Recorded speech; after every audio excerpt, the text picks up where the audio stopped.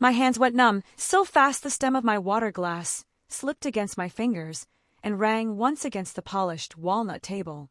The private dining room at the Halston Club smelled like lemon oil, seared steak, and the cold mineral scent of over-chilled air conditioning, the kind that always made the silverware feel damp against your skin. My mother-in-law, Victoria Ashford, stood at the head of the table in a cream silk blouse sharp enough to look armored, one manicured hand flattened over a stack of glossy lab pages. Ethan, my husband, had gone very still beside the window, his thumb dragging along the edge of his cuff link. Meredith, my sister-in-law, lowered her wineglass without blinking, her mouth already tightening into that thin, eager smile she wore whenever she sensed blood in the water. At the far end, Charles Ashford sat with both hands clasped over the lion-headed cane he never actually needed, staring at me as if I were a defendant and he had already reached a verdict. Victoria slid the papers across the table with 2 fingers.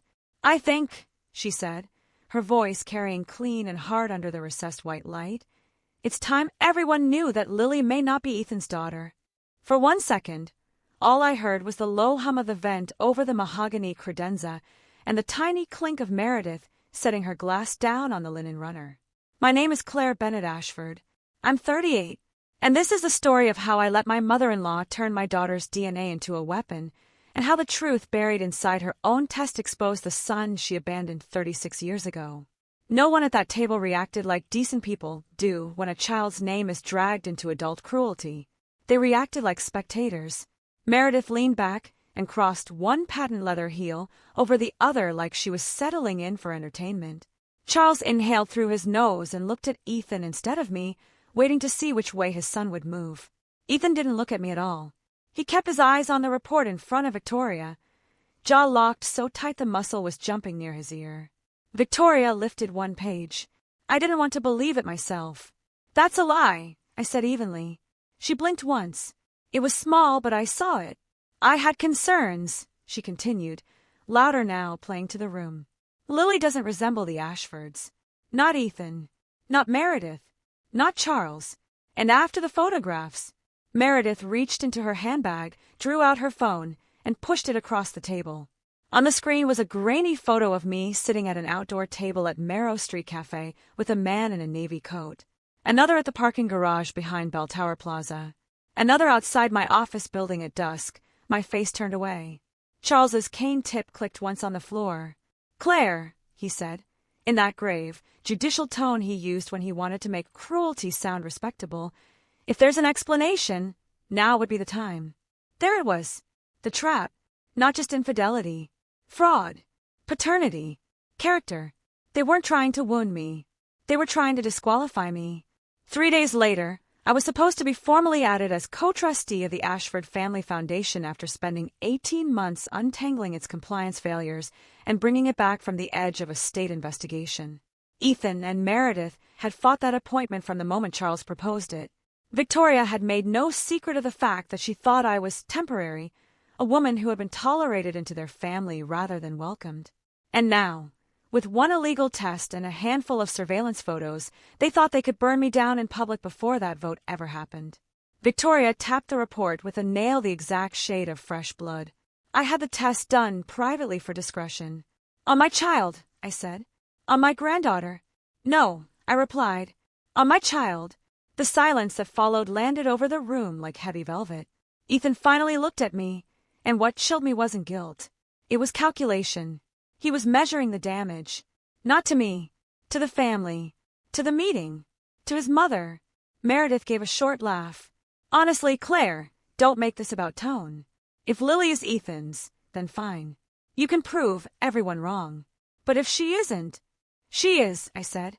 Victoria lifted her chin. "Then you have nothing to be afraid of. That line was for witnesses. For plausible deniability.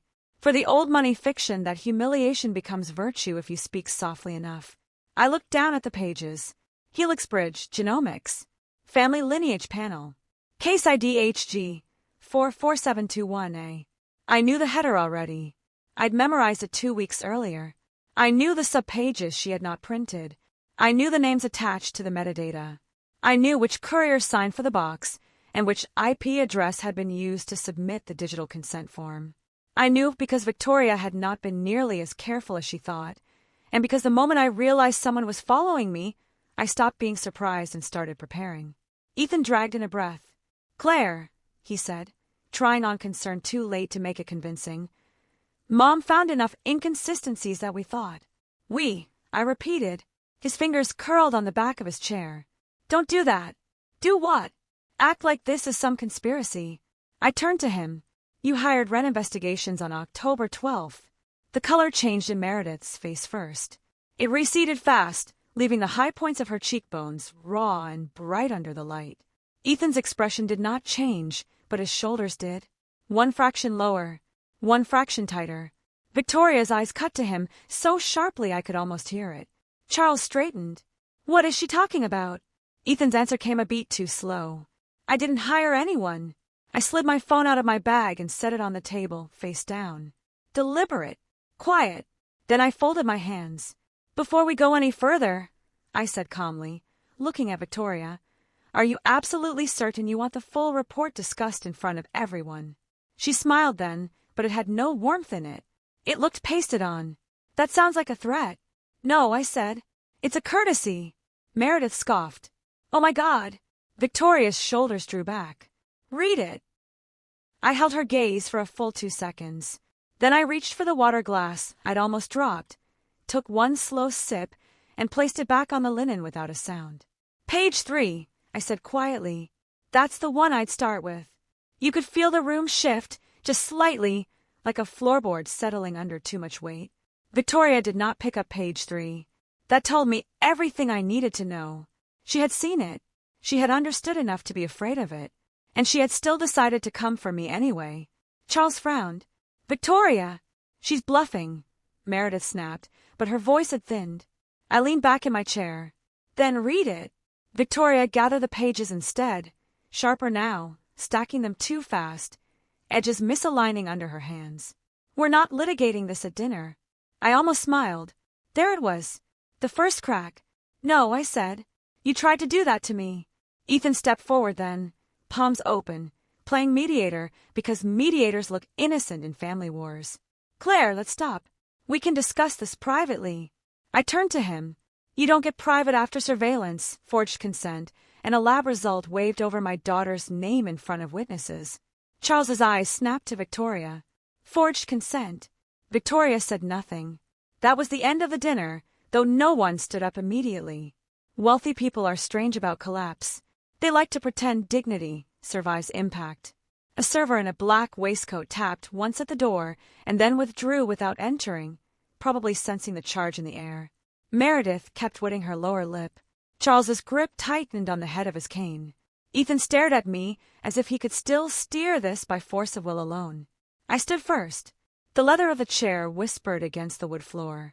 I gathered my bag, slid my phone inside, and looked at my husband the way I should have looked at him weeks earlier. "Lily is with my sister tonight," I said. "Do not go there. Do not call her school. Do not send your mother anywhere near her." "Claire!" "I'm not asking." Victoria rose abruptly. "You will not keep my granddaughter from me over a misunderstanding." "No," I said, slipping my coat on. "I'll keep my daughter from you because you used her saliva like it belonged to you." Her breath caught. Just once. When I stepped into the corridor, the club's gold sconces threw warm light across the dark patterned carpet, and for the first time all evening I could breathe. Not deeply. Not yet. But enough. Behind me, through the closed door, their voices rose all at once, layered and ugly, like birds scattering out of a tree. I walked toward the elevator without hurrying. They thought they had cornered me with a family scandal.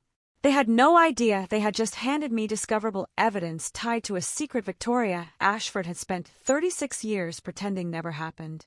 3 months earlier, I'd seen the first sign in the reflection of a pharmacy window on East 92nd. A gray sedan. The same one I'd noticed outside Lily's dance studio 2 days before. The same one parked across from my office when I left after dark on a Thursday. I didn't panic. Panic scatters. I've spent most of my career in corporate compliance and forensic review, which is a dull way of saying I make my living noticing patterns other people hope I'll dismiss. So I crossed the street, bought a bottle of shampoo I didn't need, and watched the reflection in the glass while the cashier rang me up. The sedan stayed put. Driver only. Baseball cap. Stillness too deliberate to be casual. That night, I said nothing to Ethan. Instead, the next morning I called Leon Park. Leon had been an investigator with the Manhattan District Attorney's Office before he went private, and he had the kind of calm that made everyone else's lies feel loud. We met at Marrow Street Cafe at 9:30 under bronze pendant lights, with rain needling against the front windows and the smell of espresso and toasted cinnamon hanging in the air. He arrived in a navy coat, set his umbrella carefully against the chair, and listened without interrupting while I laid out dates, locations, and the strange new chill in my own house. When I finished, he stirred his coffee once and said, "If your husband hired someone, do you want proof or leverage?" "Both," I said. He nodded like that was the correct answer. "Then let them think you haven't noticed." So I did. That's what Ethan and his mother never understood about me. They mistook quiet for passivity because noise was the only form of power they recognized. Victoria dominated rooms. Meredith dominated conversations. Ethan dominated by withholding, by making other people explain themselves until they were too exhausted to ask him anything in return. My power has always lived somewhere colder. I see. I wait. I let people build the shape of their own mistake. Within 10 days, Leon had the invoice trail from Wren Investigations. Ethan hadn't even been clever with the payment. The firm had been reimbursed through Ashford Development under a vague line item tied to risk mitigation. Leon also got the photographs they thought they were collecting on me. Only that part amused me, because I had made sure they'd find exactly what I wanted them to find. I wanted them to see me meeting a man in public. I wanted them to see me hand over folders in a parking garage. I wanted them to invent a story too irresistible to question. Nothing makes reckless people sloppier than the thrill of believing they're already right. What they never realized was that the mystery man was Leon, and the folders held copies of school schedules, financial records, and screenshots of consent requests pulled from a medical privacy portal. The affair they thought they were documenting was me building a case against them in daylight. The consent request was the second sign. 2 weeks after I hired Leon, I got an automated alert through Lily's pediatric records portal showing an external request for identity verification tied to a third-party laboratory submission. Most parents would have ignored it because the language was buried in medical administrative jargon, and because the request itself appeared to have been approved. But the digital signature attached to the approval was mine from 6 years earlier, lifted from a school emergency form and pasted into a PDF authorization. I called Helixbridge Genomics the next morning. At first they stonewalled. Privacy policy, client confidentiality, standard language, delivered by a woman with a smooth call center voice. Then I emailed them from my work account on Bennett Compliance Group letterhead, copied their legal department, attached proof of guardianship, and referenced unauthorized genetic testing of a minor under New York civil rights law. 27 minutes later, a senior lab administrator called me back. His name was Dr. Simon Rourke. He sounded tired before I said a word. "Mrs. Ashford," he said, "I understand you have concerns. I understand you processed a kinship panel on my daughter with falsified consent." Paper rustled softly on his end. "I can confirm there appears to be a discrepancy in the authorization file. Discrepancy is a gentle word for forgery." Another pause. The test was submitted by Victoria Ashford. I looked out at the traffic below my office, red brake lights streaking along the avenue like a line of embers. "And who was the comparison sample?" He hesitated, just long enough to tell me there were complications. One sample was listed as paternal relative reference. The other was the child. Was Ethan tested? No. So Victoria had done what wealthy people always do when they believe their name functions like permission. She had used a family trace panel instead of a formal legal paternity test, comparing Lily's sample against her own and against Ethan's prior consumer DNA data, which, as I learned 30 minutes later, Meredith had once uploaded to a genealogy platform while assembling one of those glossy Ashford family heritage books she liked leaving around the house. Victoria thought she could infer what she wanted without ever giving me a chance to object. "What were the results?" I asked. Dr. Rourke inhaled. "The minor child is consistent with expected kinship markers in relation to the submitted paternal family line, meaning Lily belonged exactly where she had always belonged. Ethan was her father. Victoria's grand public execution had failed before it began. And he continued, voice tightening now. The database generated an additional close relative match associated with the submitting adult sample. I said nothing. He lowered his voice even further. A male. Estimated first-degree relation to Victoria Ashford. Age 36. The system flagged it for follow-up. I closed my eyes for one beat. When I opened them, the city was still there, traffic still moving, everything outside unchanged. But inside, the entire geometry of the thing had shifted.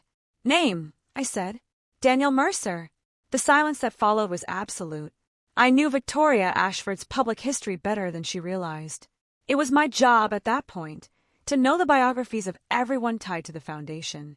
Victoria Monroe, born in Charleston, married Charles Ashford at 24. One son, Ethan. One daughter, Meredith. No gaps. No scandals. No prior marriage. No lost child. No record of anything except charity galas, board memberships, and that lacquered, inherited grace women like her wear like pearls. Send me the authorization chain, the submission metadata, and the complete report, I said. I can't release the full file without internal review. Then I'll subpoena it. He exhaled slowly. There is another concern. Go on. The account note indicates the submitting party requested suppression of pages 3 through 6 from the printed summary packet. I smiled then. Just once. Thin and cold. Of course she had. By the time I left the office that night, I had the partial metadata, the forged consent file, and enough information to know this had stopped being only about my daughter. Victoria had gone digging for one secret and struck her hands into another. And because people like her believe the truth is theirs to curate, she had tried to edit the result. The third revelation came from someone she thought belonged entirely to her. Evelyn Torres had worked for Victoria for 11 years as a personal assistant, scheduler, and discreet fixer of the 1,000 small indignities that hold powerful women together in public. She managed floral deliveries, lunch and seating charts, silent auction donor lists, and, apparently, unauthorized DNA submissions. She was the kind of woman people forget while they're using her because competence makes itself look invisible. She called me from an unlisted number on a Tuesday evening while I was sitting in my sister Nora's kitchen helping Lily pipe frosting onto sugar cookies. The room was full of vanilla and butter and the late golden light that pools over worn oak tables. Lily was laughing because she turned one cookie into a lopsided cat. When my phone buzzed, I stepped into the narrow hallway by the pantry to take it. Mrs. Ashford, the voice said quietly, "My name is Evelyn Torres. I work for Victoria." "Work," I repeated. A pause. "Worked. As of this afternoon." I leaned against the wall. What changed? She wanted me to say the lab submission was my mistake. There it was. Was it? No. I looked through the kitchen doorway. Lily had frosting on her nose. Nora was wiping it off with a dish towel and making her laugh harder. "What do you want, Miss Torres?" "My father was adopted," she said. "He spent 20 years looking for his birth records. When I saw what she was doing with your daughter's sample, I told her it was wrong. When I saw the additional match on the report, I told her she needed a lawyer, not a luncheon. She told me to delete the courier logs and the intake emails." "And did you?" "No." The refrigerator hummed behind me. Somewhere outside, a siren moved past and faded. "Why call me?" "Because she thinks she can bury this the way she's buried everything else. And because if she decides I'm the one who forged those forms, she'll ruin my life before breakfast." I closed my eyes for a moment, then opened them. "Do you still have the records?" I copied them before she fired me. That was the moment the case became inevitable. We met the next morning in the lobby of the Alden Hotel, under a blown-glass chandelier the color of smoke. Evelyn wore a charcoal coat buttoned all the way to the throat and held her handbag with both hands, knuckles pale. She slid a slim envelope across the table between us and kept her eyes on the marble floor until I opened it. Courier receipt, internal calendar entry, lab intake confirmation, a scanned note from Victoria to Evelyn in her own slanted handwriting, handled discreetly. "Claire cannot know. Use old signature file from school forms if needed." I let the documents settle between us. "Did Ethan know?" I asked. Evelyn swallowed. "About the test, yes. About the extra match, I don't know. He was present when she saw page 3. "Who else?" "Meredith. And Mr. Ashford found out later that night. Charles. She nodded. I looked up at her. Why didn't you go to Ethan? Her laugh was tiny and without humor. Because Ethan is Victoria with better tailoring. That line stayed with me. In the days that followed, I did not confront anyone. I kissed Lily goodnight. I packed her lunch. I sat across from Ethan in our kitchen while he read the financial pages and asked whether I'd be home for dinner, his voice so controlled it almost convinced me that human beings can split cleanly in two. At night, when he fell asleep, I lay awake staring at the ceiling molding and listened to the soft mechanical tick of the thermostat, trying to locate the exact point where marriage had shifted from imperfect to staged. The answer, it turned out, arrived in a PDF Leon sent at 11:14 p.m. on a Friday. It was the Ashford Family Foundation draft governance memo for the next board meeting. Buried in the appendices, redlined in Ethan's comments, was a proposed amendment delaying my co-trustee appointment pending resolution of newly discovered family integrity concerns. Attached to that note was a line from Meredith: "If Mom is going to drop the test, do it before the vote." I read the exchange twice. Then I set my phone face down on the nightstand and sat perfectly still in the dark. That was the part that hurt. Not Victoria. Not even Meredith. Women like Victoria are predictable when threatened. Meredith had been born spoiled and underloved, which produces its own mean little hungers. But Ethan had let me spend a year and a half preparing the Foundation's books, calming donors, cleaning up reporting failures, and restoring the public credibility his family nearly lost. He had sat at our table and praised my work. He had watched Charles tell colleagues that I had saved the institution. And all the while he had been helping his mother build a scandal that would strip me out of the seat I had earned. The grief was sharp. The strategy was sharper. I called Amara Bell the next morning. Amara was a family law attorney with the kind of precision that made judges sit straighter. Her office on Lexington had matte black doors, pale stone floors, and conference chairs upholstered in dark green leather. Nothing that was accidental. She read the documents I brought her without interrupting, then took off her glasses and set them neatly on the file. "You have 3 issues," she said. Unauthorized genetic testing of a minor, marital misconduct tied to surveillance, and likely misuse of business funds. And what may become leverage if Victoria's secret child wishes to pursue identity claims. "I'm not interested in blackmail." She gave me a flat look. "Good. I'm not interested in being disbarred. What I am interested in is making sure they understand exposure. There's a difference." I folded my hands. "I need Lily protected first." "You'll get that." "I want Ethan nowhere near the school records." "You'll get that too." I looked at the wall of windows behind her. Rain striped the glass, turning the buildings outside into blurred columns. "And I want them to say it out loud. I want them to look at what they did." Amara leaned back slightly. "Then don't explode early. Let them commit to their story." So I did, which is why, on the night of the Halston Club dinner, I let Victoria start. I let Meredith slide the photographs over. I let Ethan pretend concern. I let Charles ask for explanations in that grave patriarch's voice he thought made all things orderly. I wanted them on record. I wanted witnesses. I wanted them leaning into the falsehood hard enough that there would be no elegant retreat later. When I got home from the club that night, the townhouse on Waverly Place felt wrong before I even unlocked the door.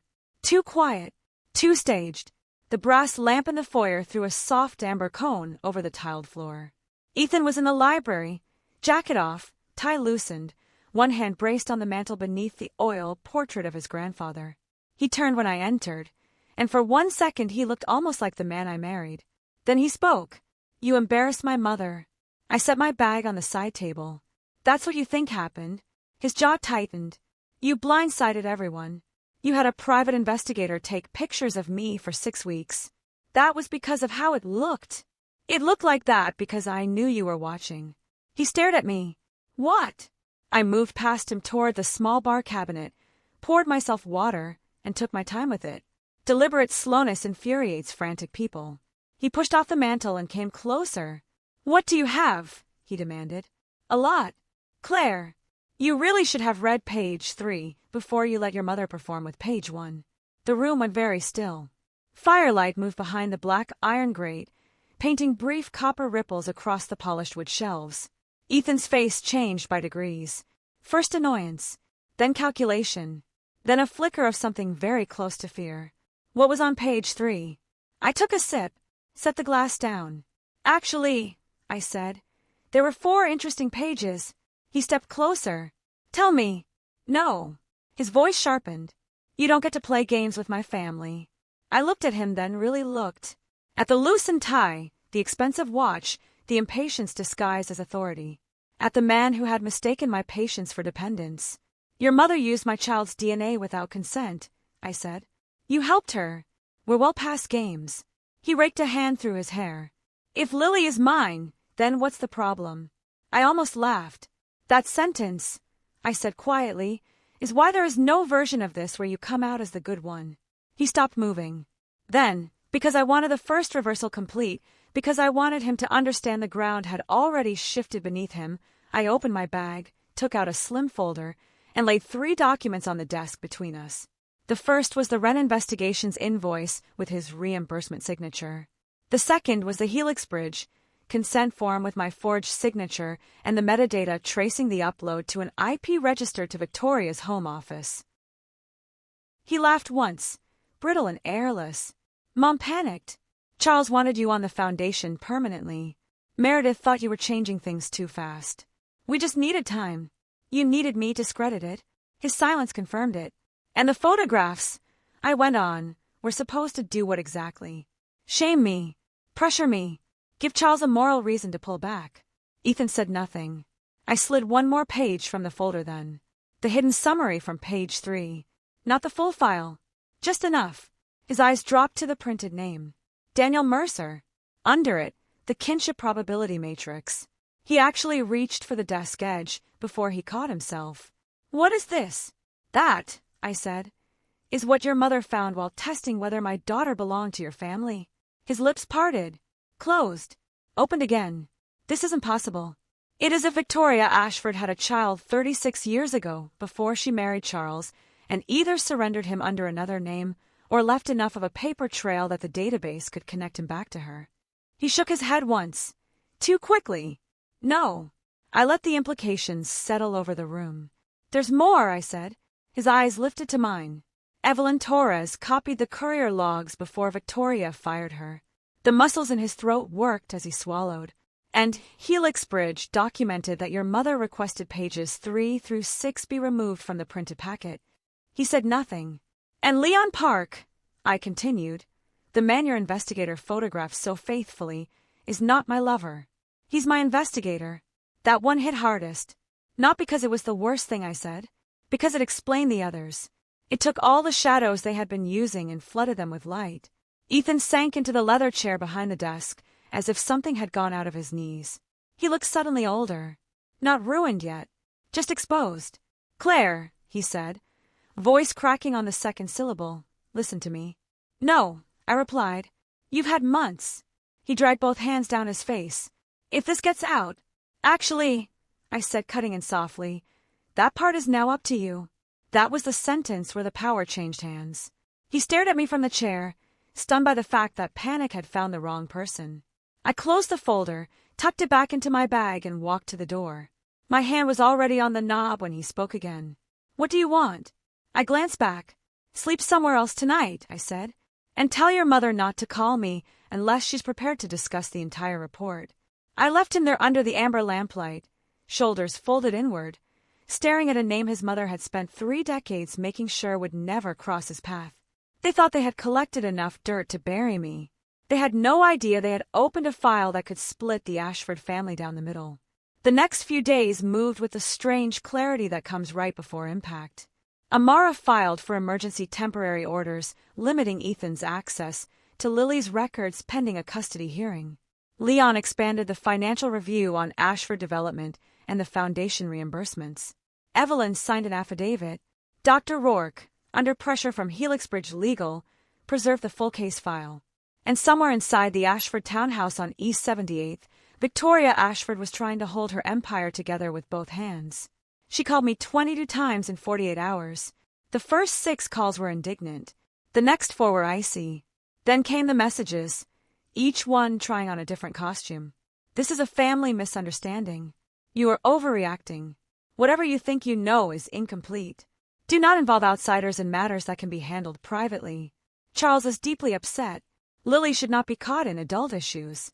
That one almost made me throw the phone. I did not answer a single message. I archived them all. Meredith texted once. Just once. A photo of Lily at Christmas from the year before, sitting under the tree in red velvet pajamas, grinning with a missing front tooth. Under it, Meredith wrote, "Don't do this to her." I took one screenshot and sent it to Amara.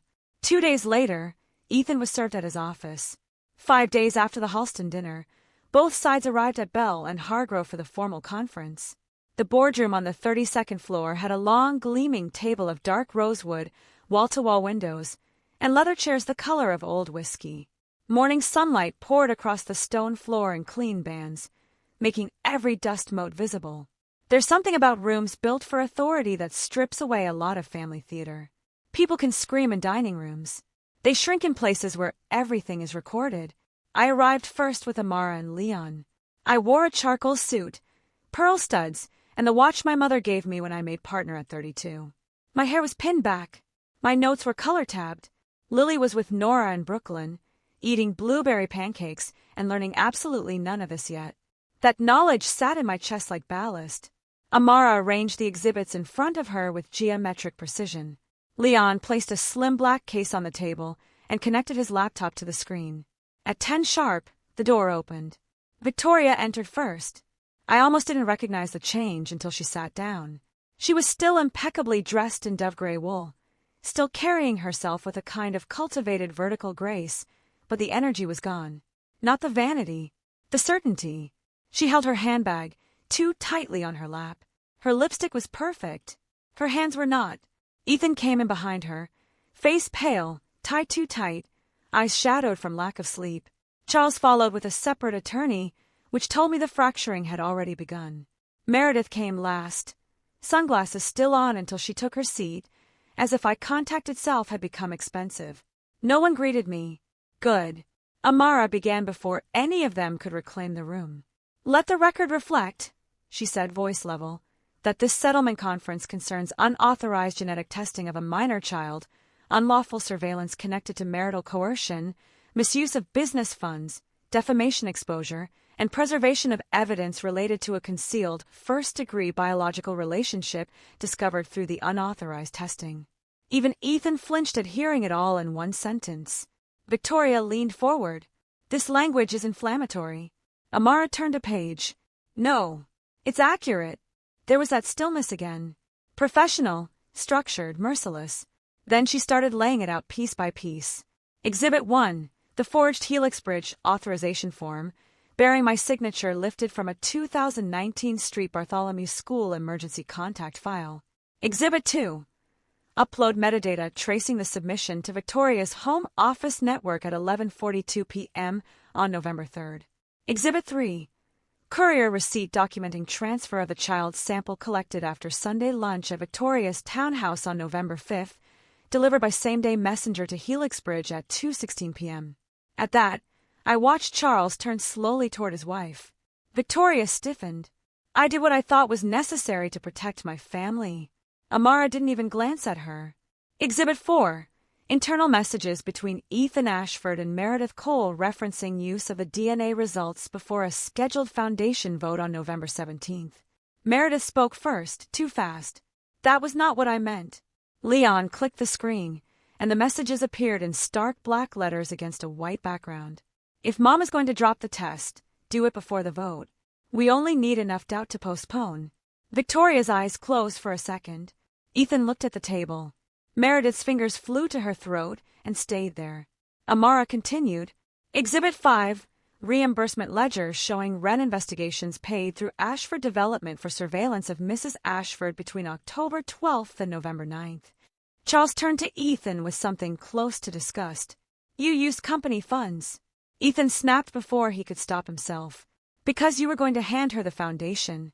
There it was, the real motive, laid bare in 5 ugly words. Charles's mouth fell slightly open. Not from innocence, from offense. Men like Charles can forgive deceit faster than disrespect. Amara let the silence stand for a beat. Then she nodded to Leon. The screen changed. On it was a timeline. October 12th, Wren investigations retained. October 19th, first surveillance photos captured. October 27th, genealogical file retrieved from prior family DNA upload. November 3rd, forged lab authorization submitted. November 5th, child sample collected. November 7th, Helix Bridge flags additional close relative match tied to Victoria Ashford. November 8th, Victoria requests suppression of pages 3 through 6 from printed summary. November 10th, draft governance memo revised to delay Claire Ashford's trustee appointment. The room went cold in a way no thermostat could manage. That was the brilliance of a timeline. It strips intent down to sequence.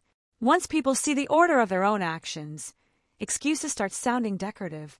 Charles took off his glasses and cleaned them slowly with a handkerchief.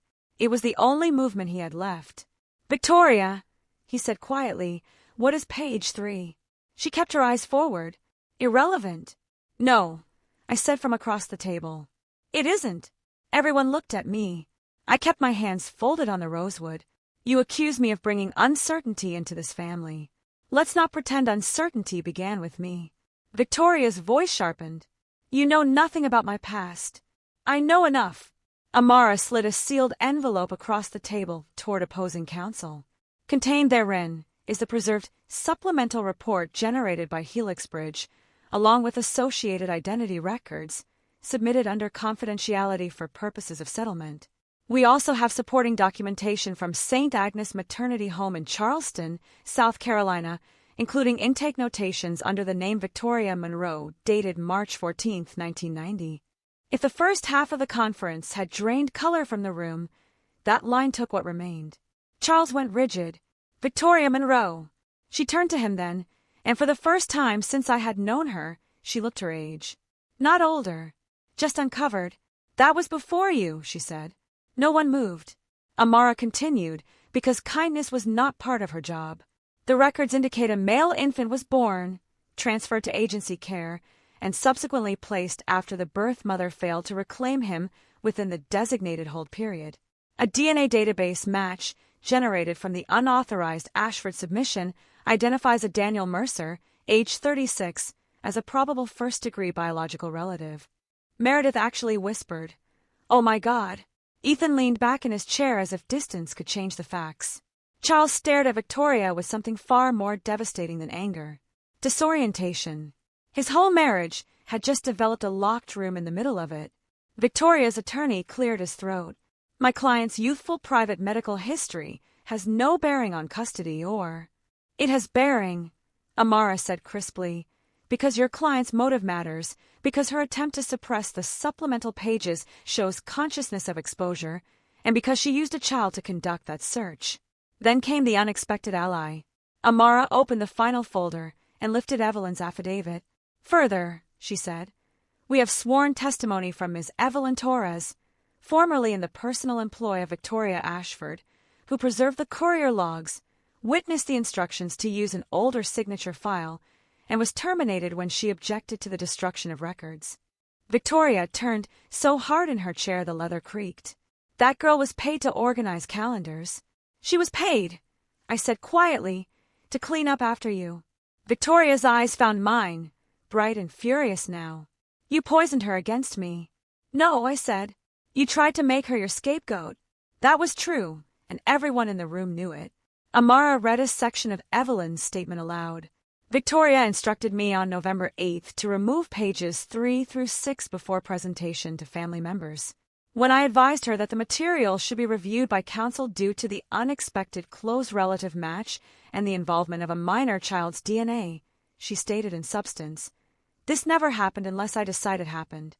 Charles's head dropped slightly, just slightly, like something inside him had shifted position. Meredith turned on her mother first. "You told us it was a lab glitch." Victoria rounded on her. "Because you panic." Ethan's laugh was short and disbelieving. "You told me the extra pages were a formatting issue." His laugh came out jagged. "Jesus. I wanted you to see them," I said. "I wanted you comfortable." Amara didn't interrupt. Leon didn't move. Even the opposing attorneys let the exchange happen because there are moments in certain negotiations where the truth is more useful unfiltered. Victoria shook her head slowly. This was entrapment. I almost smiled. Next time, make sure your investigator isn't photographing meetings with a woman investigating you. The silence that followed felt physical. Charles pressed 2 fingers to his temple. Meredith was crying now, though in the irritated, furious way some people cry, more offended than broken. Ethan remained standing, one hand on the chair back, breathing through his mouth. Victoria sat unnaturally straight, like a woman trying to keep a house from collapsing by refusing to acknowledge the sound. Then the last, clean piece landed. Amara folded her hands and spoke to all of them, not just one. Here are the options. My client can file publicly. That means emergency custody motions, a civil complaint tied to genetic privacy violations and defamation, forensic discovery into Ashford development reimbursements, subpoenas to Helix Bridge, run investigations, and the foundation, plus possible referral to prosecutors if misuse of a minor's genetic material and falsified authorization warrants review. Or, she paused, giving the word room, you can cooperate. No one breathed.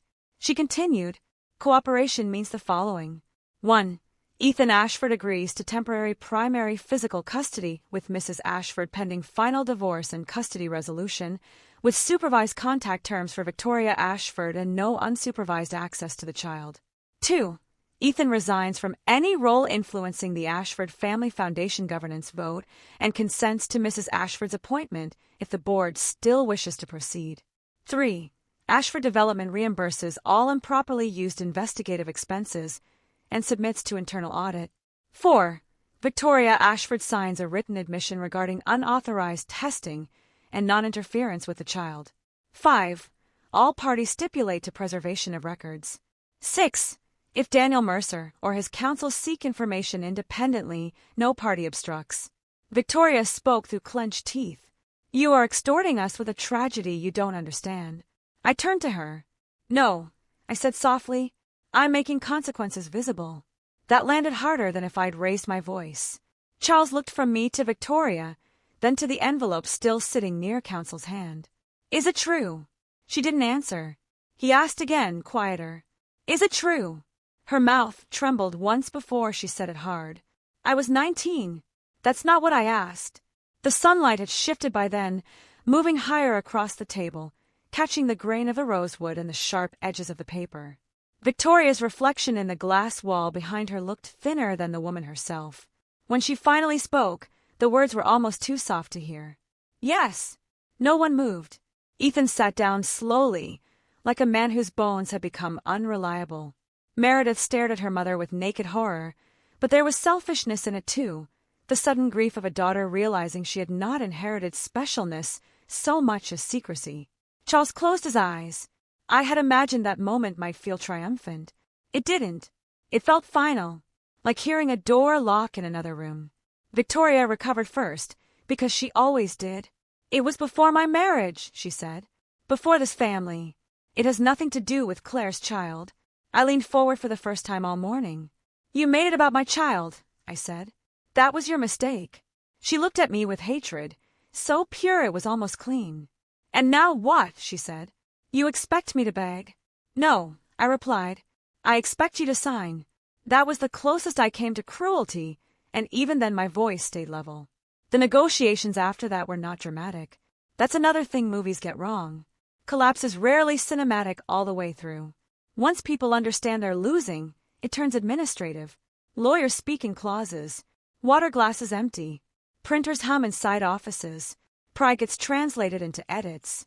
Charles demanded separate representation on foundation matters. Meredith asked twice whether her texts could be kept out of public filing. Ethan tried one last time to negotiate broader custody terms until Amara read back his own involvement in the surveillance invoice, and then he stopped. Victoria refused to sign any language acknowledging Daniel Mercer by name until her attorney explained, very quietly, that refusing might be worse if the issue reached court discovery. At 2:17 that afternoon, after 5 hours of paper, argument, and silence, Ethan signed the temporary custody stipulation. His signature looked uneven. Meredith initialed the preservation agreement. Charles signed the internal audit authorization with a hand so steady it seemed detached from the rest of him. Victoria held the pen the longest. I watched her from across the table. She used to terrify me, in the way certain polished women terrify younger women who were not raised inside the same codes. Not because they are louder, because they understand social weapons before you even realize a war has begun. But power built entirely on curation has one fatal flaw. Once the truth enters, all that polish becomes a mirror. She signed. When it was over, chairs shifted back. Papers were collected into neat stacks. The city beyond the glass went on shining with its usual indifference. Ethan stood, seeming unsure whether to approach me. He decided against it. Meredith put her sunglasses back on indoors. Charles left first, cane in hand, moving slower than when he entered. Victoria rose last. For one brief second, we stood across from each other with the conference table between us. "You think you've won," she said quietly. I picked up my bag. "No," I said. "I think I survived you." Then I added the line I had saved for her, because some words should be returned to their owners. "You were so busy testing whether my daughter belonged in this family," I said. "You forgot to ask whether your secrets did." I walked out before she answered. 6 months later, I was standing barefoot in my own kitchen on Dean Street, watching morning light spill across pale oak floors and the white stone countertop while the coffee machine hissed softly behind me. The apartment wasn't enormous.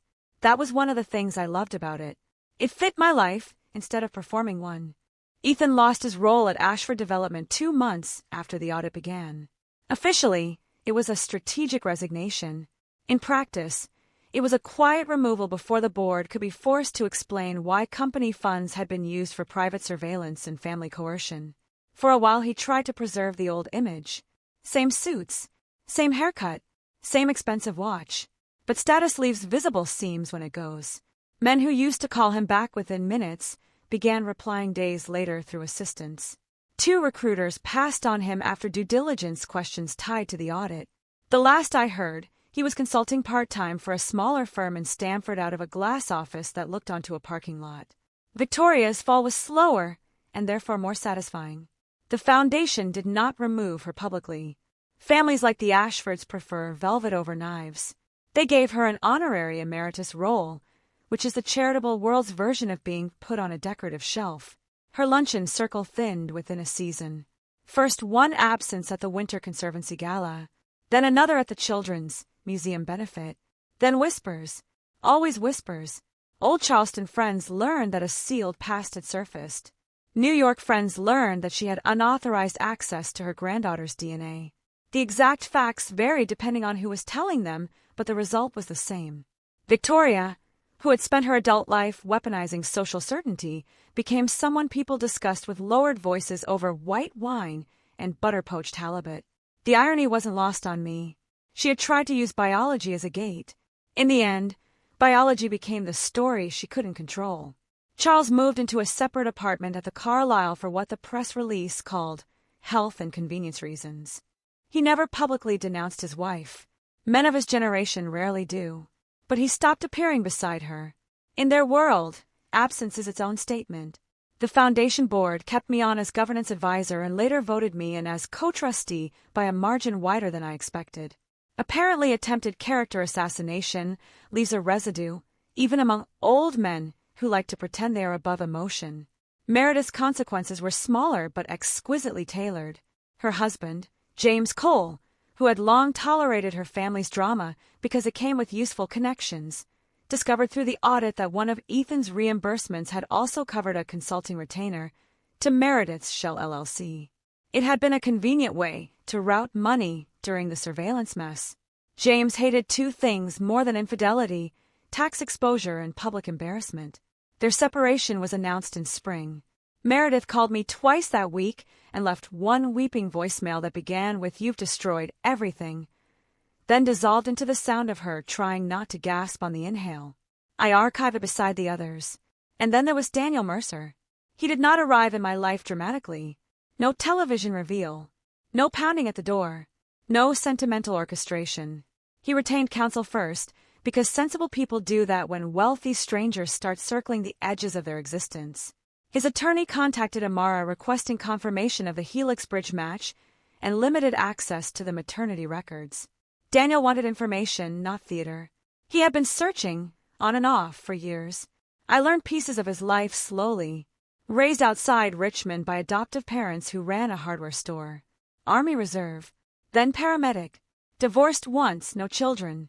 A face in the photo his attorney eventually shared that startled me, not because he resembled Victoria, though he did around the eyes, but because he also resembled Ethan in the line of the mouth, the set of the brow, the quiet irritation of men born from the same woman and told entirely different stories about their worth.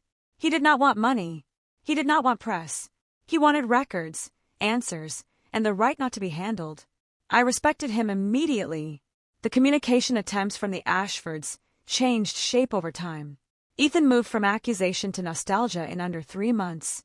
At first, you're overreaching. Then, we should settle this like adults. Then, Lily misses the house. Then, late one Thursday night after too much whiskey perhaps, I miss us. The family isn't the same. That message sat on my screen while I stood in my new kitchen, rinsing a wineglass under warm water. Streetlight from outside laid a pale gold stripe across the counter. I read it once and felt almost nothing. Not numbness. Completion. I archived it too. Victoria never apologized. That would have required a moral vocabulary she did not possess. Instead, she sent messages that moved restlessly between authority and injury. You have kept my granddaughter from her heritage. One day, Lily will ask what you did. There are private matters you are too young to understand. My favorite came in early March. Families survive by protecting certain truths. I remember reading that one on a bench in Fort Greene Park, while Lily chased pigeons across the path in a yellow coat. The sky was the pale blue of new spring, and the grass still had winter in it. I read the message. I locked the phone. I watched my daughter laugh. No response is powerful when it is truly earned. What emerged from the wreckage surprised me. I built a new practice. At first it was supposed to be temporary. A consulting arm under Bennett Compliance focused on privacy, family office governance, digital surveillance exposure, and covert financial coercion in high-conflict divorces. There turned out to be more demand for that than polite society would ever admit. Women came to me through whispered referrals from therapists, lawyers, one accountant, and eventually 2 judges who had seen my filings and liked the precision of them. Men came too, occasionally, though less often. People with elegant apartments and ugly secrets. People who had been told for years that proof was the same thing as power, only to discover proof belongs to whoever preserves it best. I liked the work because it grew directly out of the part of me the Ashfords had underestimated. I was not just someone who endured. I was someone who could see structure inside betrayal and build safety out of the pieces. Lily adapted better than any adult had a right to expect. Children understand tone before they understand facts. She understood that our new home was calmer. She understood that her father now saw her on a schedule and that Grandma Victoria was not someone we discussed much.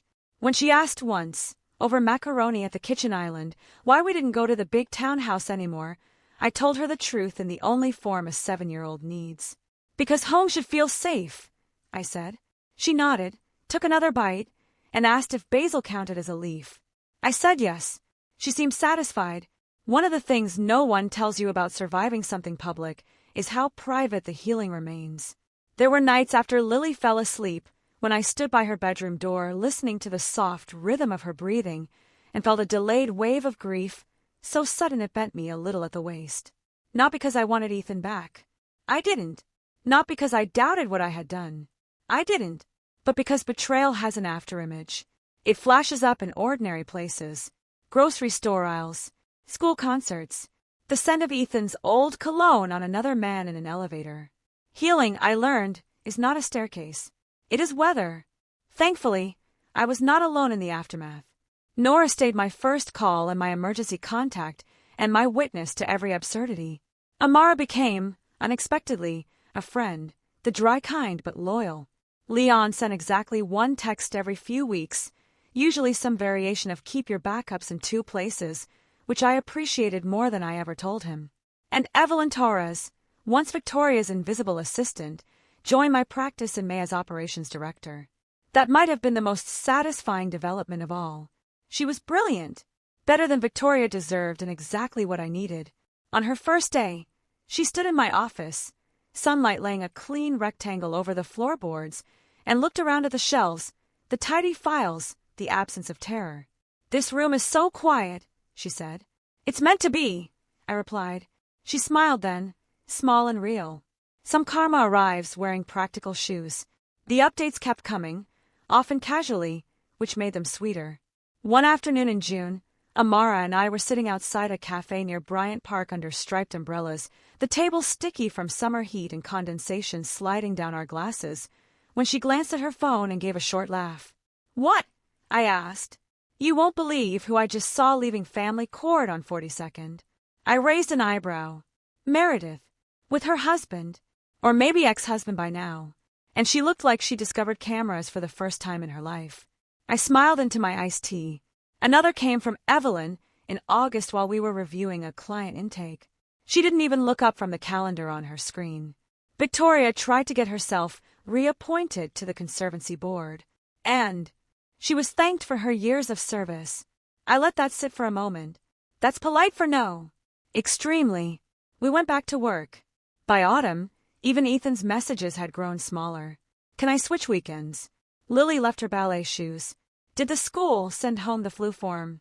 Once, after a parent-teacher conference he attended without incident, he lingered near the school's polished glass entrance while other parents moved around us in coats and scarves, the air sharp with cold and the smell of roasted chestnuts from a nearby cart. "You seem happy," he said. I adjusted Lily's backpack on my shoulder. "I am." He nodded once, looking at the pavement. "I didn't think it would end like this." "That's because you thought you were arranging the ending," I said. He looked up then, pain flickering across his face too late to matter. I left before he could answer. That evening, 6 months and some change after the conference, I sat on my balcony with a wool blanket over my knees and watched the sun go down behind the buildings. The sky had that October color I've always loved.